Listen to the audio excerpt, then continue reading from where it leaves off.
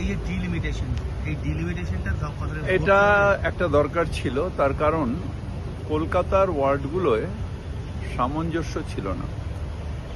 অনেক ওয়ার্ড যেটা 80,000 ভোট আছে, আবার এমন ওয়ার্ড আছে যেটা 11,000 ভোট আছে।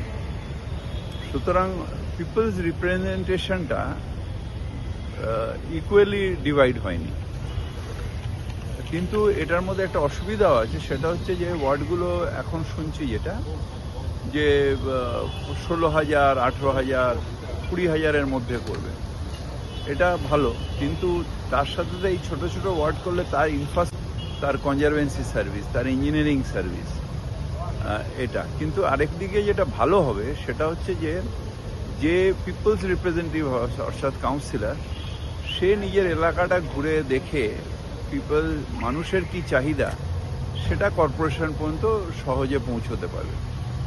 তাহলে যদি ইনফ্রাস্ট্রাকচারটা গভর্নমেন্ট করে দেয়, প্রত্যেকটা ওয়ার্ডে জায়গা খুঁজে, কলকাতার মতন জায়গায় জায়গাটাই একটা অত্যন্ত জায়গা, মানে পাবেন না, অ্যাভেলেবেল না জায়গা, সেখানে জায়গা খুঁজে যদি ইনফ্রাস্ট্রাকচারটা তৈরি করা যায় তাহলে এটা খুব ভালো হবে বলে আমার মনে হয়। ডিলিমিটেশন না হলে সম্ভব হলে ভোট হওয়া কি সম্ভব না? যেহেতু ভোট হওয়া কেন সম্ভব নয়, ডিলিমিটেশন ছাড়াও ভোট হবে। যদি পুরনো এতে ভোট হলো, পরে এখন তো আবার স্টার্ট হয়েছে আমাদের সেন্সাস, সুতরাং সেন্সাস হয়ে গেলে তারপরে হতেও পারে। কিন্তু ডিলিমিটেশন করলে আমার মনে হয় যেটা যে একটা সামঞ্জস্য থাকবে সারা কলকাতায়।